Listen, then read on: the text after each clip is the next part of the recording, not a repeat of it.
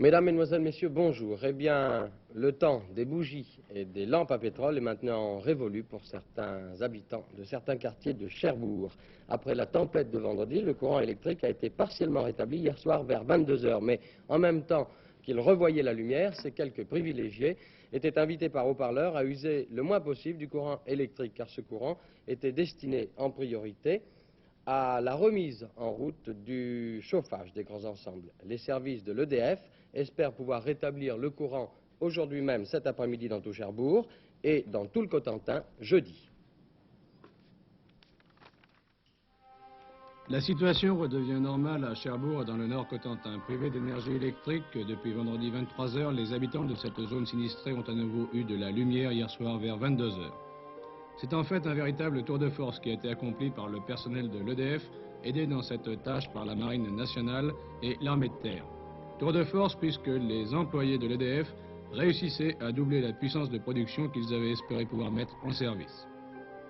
Il faut encore savoir que pour que cette situation redevienne normale, l'EDF a reçu des renforts de la région parisienne en hommes et en matériel, 5 groupes électrogènes entre autres, et des renforts de la région de Tours. De plus, dans les premières heures de la catastrophe, l'arsenal maritime de Cherbourg avait mis tout en œuvre pour que le service de sécurité hôpitaux, cliniques, asiles fonctionne normalement.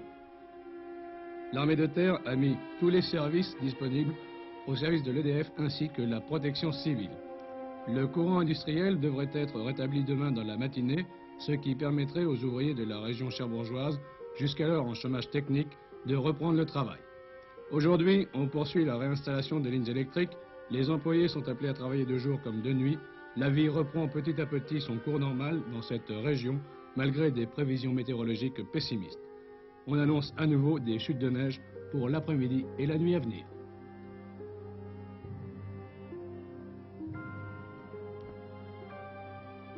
Neige, froid et verglas se sont abattus hier sur l'Auvergne où la tourmente de neige a été particulièrement violente de 14 h à 22 h. Dans les régions montagneuses du Puy-de-Dôme, de la Haute-Loire et du Cantal, le vent qui soufflait avec force a entraîné la formation de congères de plusieurs mètres, obligeant les chasse-neige à un va-et-vient incessant. Mais malgré leurs efforts, de nombreuses voitures ont été immobilisées et plusieurs villages isolés par de véritables murs de neige.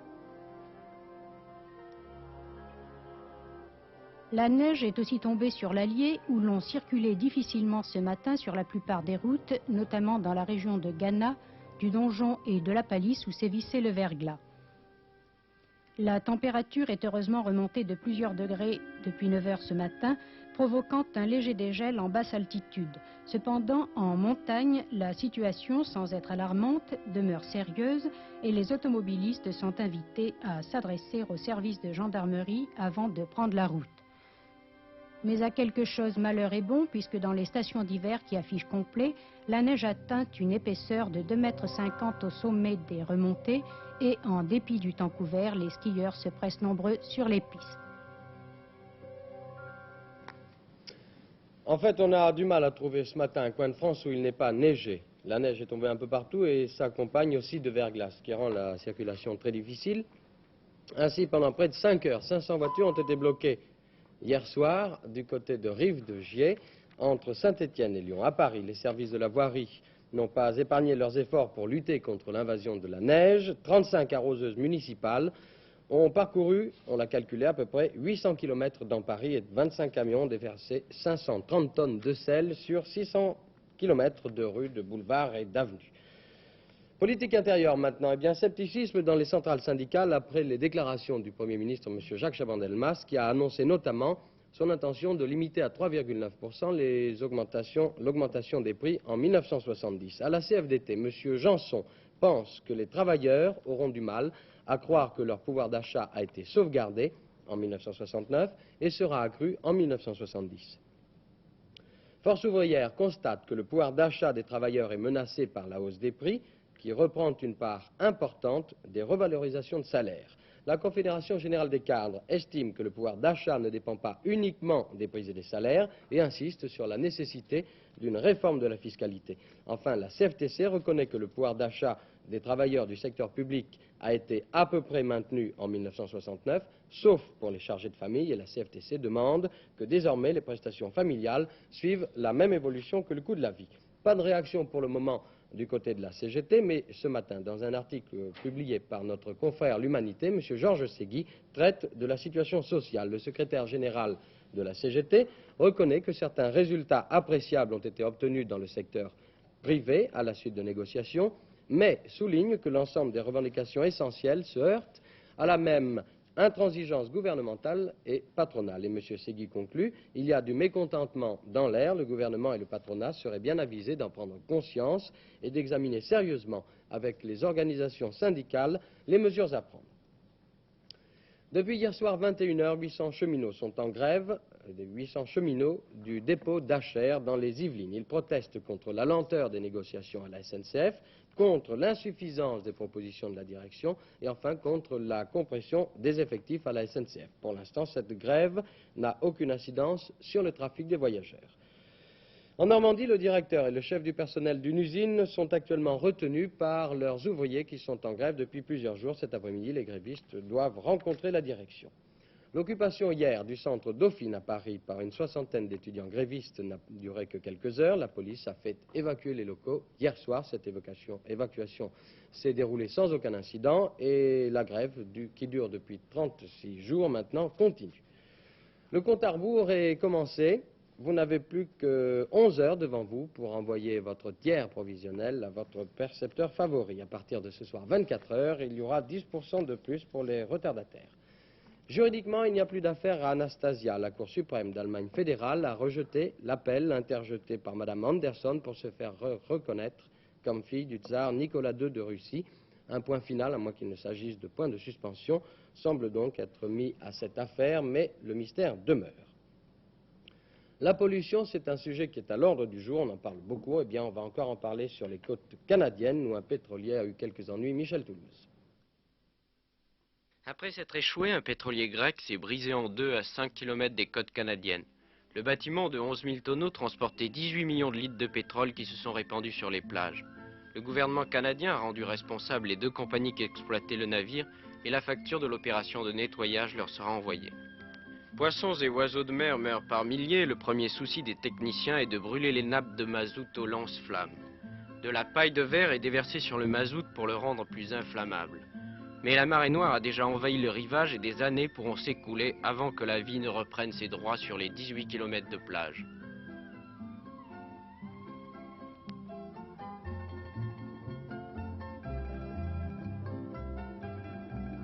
Si la pollution par le mazout est spectaculaire, les États-Unis en connaissent une plus insidieuse. L'envahisseur paraît bien anodin, une simple boîte de bière, mais hélas, elles sont légion. Les États-Unis produisent 48 milliards de boîtes par an. Chaque Américain, y compris les enfants et les vieillards, a 230 boîtes à éliminer. Pas un coin des États-Unis qui ne soit à l'abri de ce nouveau genre d'envahisseur. Le moindre ruisseau charrie des boîtes de bière qui rappellent que même dans les coins les plus déserts, on a pique-niqué dimanche dernier. Bien entendu, les boîtes disparaîtront un jour, mais il faut 10 ou 15 ans. Quant aux nouvelles boîtes en aluminium, elles sont éternelles. Les archéologues futurs les exhumeront et les feront trôner dans quelques vitrines. Alors il faut trouver une solution. Les Américains pourraient ne pas boire de bière, mais le sacrifice est grand. Des boîtes de bière qui se détruiraient après consommation semblent la solution idéale, mais les scientifiques n'ont pas résolu ce problème. Une expérience originale à Los Angeles. Une firme d'aluminium rachète les boîtes $200 la tonne. 1 million de boîtes par mois ont été récoltées ainsi, mais ce n'est pas assez. Dans quelques années, la France se heurtera aussi à ce problème et la solution n'est toujours pas trouvée. Oui, ce problème de la pollution ne se pose pas uniquement aux États-Unis, il se pose également en France. Et 1970, en France, sera l'année de la défense de la nature. Il y a en France 300 points où la cote d'alerte de la pollution est franchie et 6 grandes régions où la vie animale est gravement menacée. De ce problème de la protection de la nature, Georges Walter s'est entretenu avec le ministre de l'Agriculture, M. Jacques Duhamel, à qui vient d'être confiée par le président de la République une mission de sauvegarde. Ça, c'est un peu votre carte d'état-major en ce moment. Pour l'eau, n'est-ce pas? Et cette carte, quelles sont les caractéristiques? C'est des zones noires, peu nombreuses mais noires, des zones mauvaises, quadrillées, des zones moyennes, rayées, et des zones dites satisfaisantes avec quelques points. À mon avis, qu'est-ce qu'on peut tout de suite déduire de l'analyse ou du regard porté sur cette carte? Qu'il y a 75% des départements où, disons, la situation est satisfaisante. Cela ne veut pas dire qu'elle est bonne, cela veut dire qu'il y a un certain nombre de points, disons 300 points au total, où si une action vigoureuse est menée, on peut dire que les risques de pollution à ce moment-là sont cernés. Il y a au contraire 25% de cas qui sont mauvais et quelques-uns très sombres, très noirs. Bon, alors ça fait peur. Alors la situation dans des régions comme celle-ci, qui sont en noir, le nord, ici la vallée de la Seine, je crois, une partie de la vallée du Rhône, ici nous sommes en la Saône-et-Loire, et puis alors entre le lac Léman et le fameux lac du Bourget. Il paraît d'ailleurs que ce lac du Bourget est un lac déjà presque mort, le lac de Lamartine. Vous parliez tout à l'heure de l'angoisse, de la question que se posait l'opinion publique à cet égard. Il faut qu'avertie, elle soit décidée, et ça veut dire décider à accepter les sacrifices, les efforts que cela implique. Mais sur le reste, nous avons les possibilités d'agir, et je pense que cela sera fait dans des délais très raisonnables pour que la situation de la pollution régresse, au lieu, hélas, avec les données industrielles de déversement, les données agricoles aussi de pesticides, les données ménagères de détergents, la situation des eaux, et nous n'avons parlé pour le moment que des eaux, s'améliore au lieu de continuer à se détériorer. Il semble que vous n'ayez pas uniquement des solutions nationales, d'après certaines rencontres que vous avez eues à Strasbourg. Il y a une raison simple, c'est que la nature ne connaît pas de frontières. Enfin, je veux dire qu'un certain nombre de fleuves ne connaissent pas les frontières, le Rhin par exemple.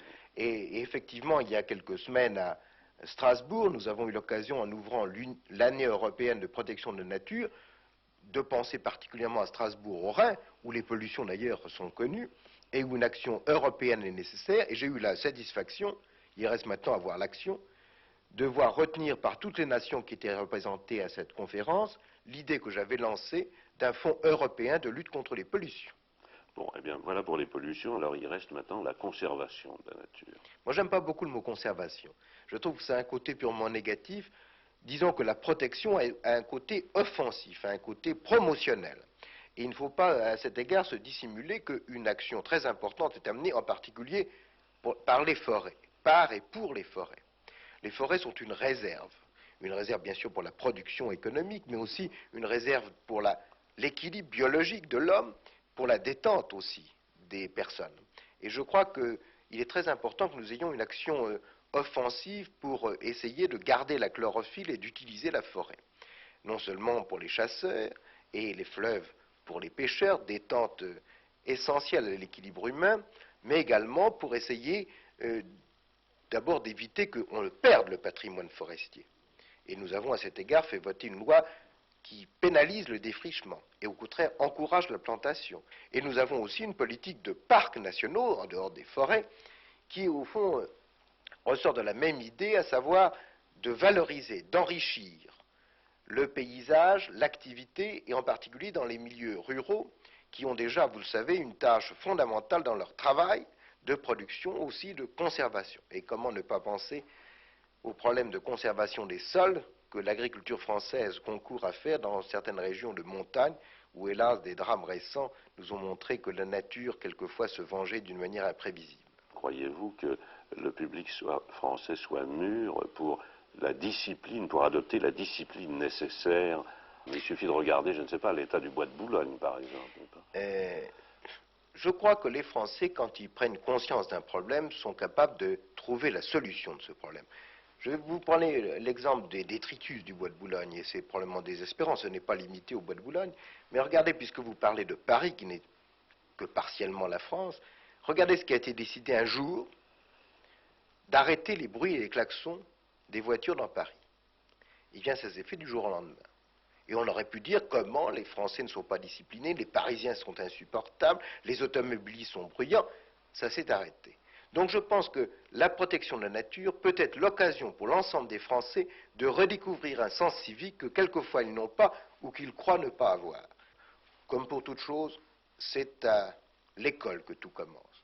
Et nous avons, Monsieur le ministre de l'Éducation nationale et moi-même, un projet qui sera en application pour la rentrée prochaine, de vouloir justement organiser dans chaque école primaire des expositions où chaque classe essaiera d'enrichir l'exposition dont nous fournirons les éléments de départ pour essayer d'éduquer les parents sur ce problème à partir de la sensibilité des enfants.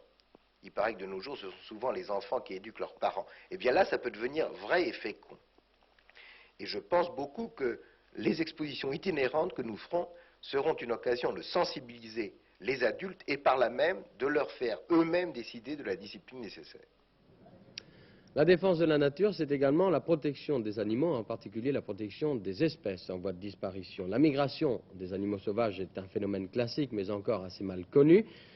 Pour sauvegarder les espèces, il faut mieux connaître leurs coutumes. Eh bien, ce sera bientôt chose faite, car les États-Unis viennent de mettre au point un système ingénieux qui doit permettre de mieux surveiller la migration des animaux sauvages. Jean-Pierre Delgado.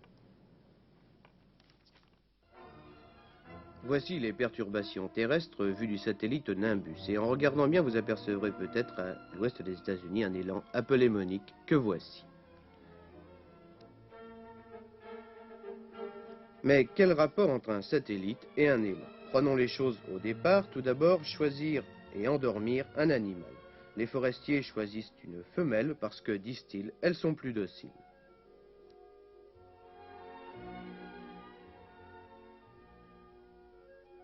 Seconde partie de l'opération, la pose du collier muni d'un émetteur radio que déclenchera 2 fois par jour le satellite Nimbus passant à 1100 km d'altitude au-dessus des plaines du Wyoming où Monique vit dans un troupeau de quelques 7000 élans.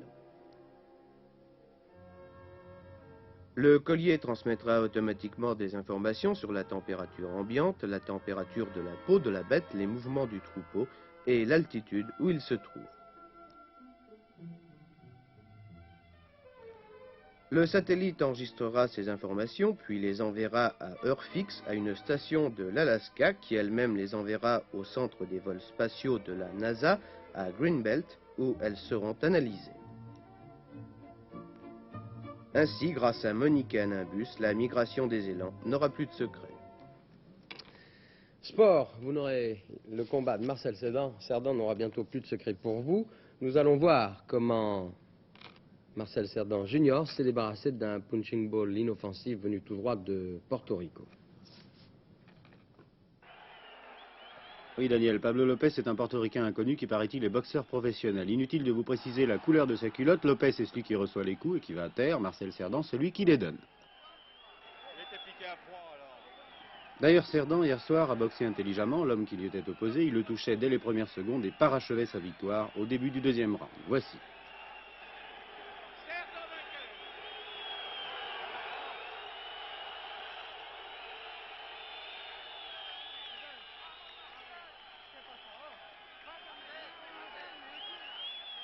Rien à dire contre Cerdan, le scandale c'est surtout le fait d'opposer de tels pantins aux Français qui méritent quand même mieux. Et le public déchaîné n'a pas caché son mécontentement et sa rage même. Regardez et écoutez.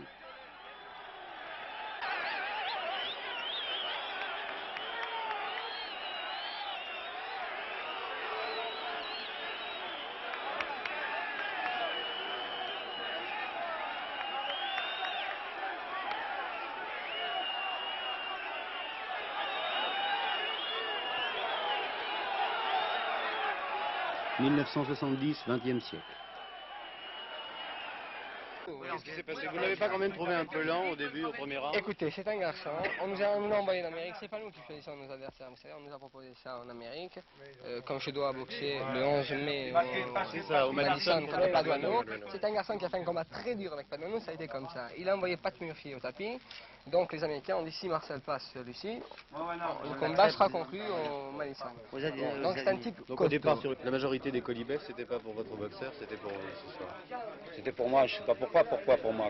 Est-ce que je suis responsable, moi, si Marcel gagne avant la limite?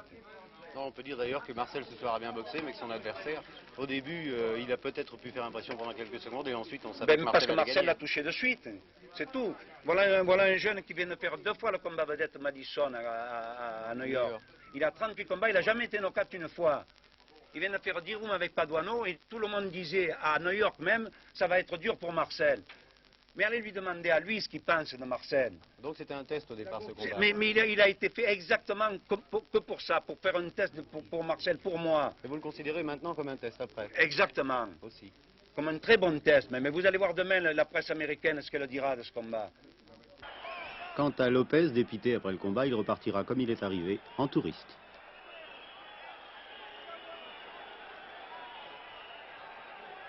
Oui, il y a quand même 4000 spectateurs qui sont repartis avec 100 francs en moins car ils avaient payé 100 francs la place. C'était tout de même pas très sérieux, des combats comme ça. C'est le prix des places les plus coûteuses. Le moins qu'on puisse dire, c'est que Pablo Lopez ne tenait pas sur ses jambes. Ça, c'est manifeste. On l'a vu. Ce pauvre match a déchaîné la fureur du public. Ce matin, la presse n'est pas tendre du tout avec les organisateurs.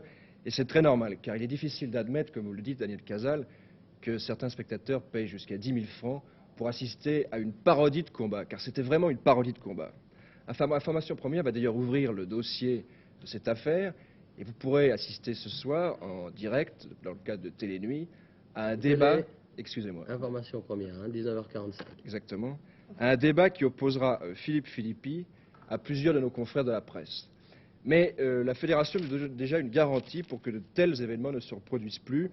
Un communiqué nous parvient qui dit « Après le lamentable spectacle offert hier soir sur le ring du Palais des Sports de Paris par l'adversaire de Marcel Cerdan, la Fédération n'accordera pas l'autorisation de combattre à Paris aux boxeurs professionnels américains qui n'auront pas séjourné au moins 7 jours dans la capitale et qui ne se seront pas soumis à certains tests techniques et médicaux. » Voilà. Vous savez qu'il y avait également un deuxième match. Alors, je crois que au Madison Square Garden, les spectateurs étaient beaucoup plus contents là-bas. Oui, il y avait un match beaucoup plus sérieux qui était décisif pour le titre de champion du monde des poids lourds.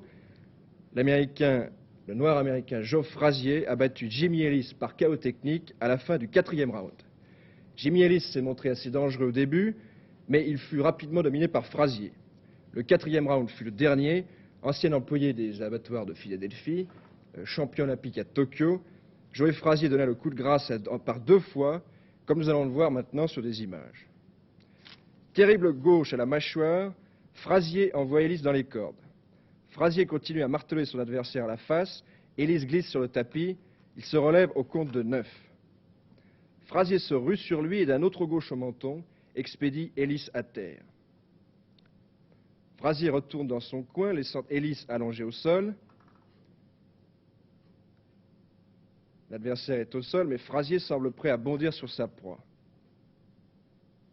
Il sera sauvé par le gong à 7, et au début du 5e round, Ellis ne reprend pas le combat. Il reste dans son coin, tandis que Frazier saute dans les bras de son manager, Yank Durham. Question se pose maintenant, le nouveau champion du monde affrontera-t-il un jour Cassius Clay, invaincu mais déchu de son titre pour avoir refusé de faire son service militaire? Cassius Clay n'est toujours pas autorisé à boxer. On dit que Frazier va se consacrer au rock'n'roll et à la pop music en attendant son prochain combat. Je crois que c'est une plaisanterie de sa part parce que c'est un garçon qui a une très très belle carrière qui s'ouvre encore devant lui. Une information de ski, une information qui ne vous surprendra pas tellement, car après les championnats du monde, on assiste souvent à ce genre de revirement. Médaille d'or à Val Gardena, Billy Kidd a déjà décidé de passer professionnel, il était médaille d'or du combiné. Il va donc rejoindre Périlla, Léo Lacroix, dans cette tournée des skieurs professionnels. Il disputera sa première course à Verbier à la fin de la semaine. Encore du ski, mais du ski nordique, les championnats du monde de ski nordique en Tchécoslovaquie. Championnat du monde de ski nordique en Tchécoslovaquie sur les plateaux de Haute-Tatra. Il y avait même un Japonais au départ de l'épreuve de 30 km. En France, ce sport est mal connu et l'on ne peut se rendre compte de l'importance de ce qui s'est passé là-bas. En effet, la supériorité nordique a été fortement entamée par les soviétiques. Voici Vyacheslav Venedin, le vainqueur de cette épreuve de 30 km. C'est un lieutenant de l'armée soviétique âgé de 29 ans. Déjà la veille, c'était un autre russe, Napalkov, qui avait remporté l'épreuve de saut au tremplin moyen. La course fut très dure et vous allez voir qu'après ce terrible effort, les skieurs finissent complètement épuisés. La course pour le premier dura en effet 1h39 minutes, 1h30 durant laquelle il faut marcher sans relâche sur la neige, sur ces planches très minces que sont les skis de fond. Complètement épuisé, voici le vainqueur qui précédera de 40 secondes le second, l'Allemand Gerhard Grimmer.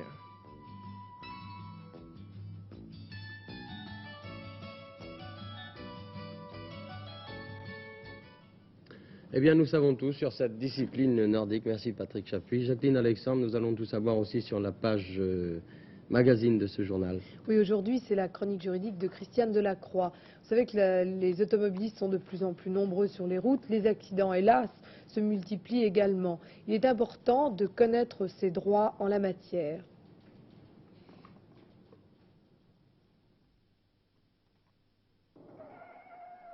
pas de jour que la presse ne relate des accidents de voiture. Et les bilans de fin de semaine donnent des chiffres souvent impressionnants. Lorsqu'il y a accident, qui a tort? Qui est dans son bon droit? Quels sont les recours possibles? C'est ce que nous allons essayer de voir maintenant avec un avocat à la Cour de Paris.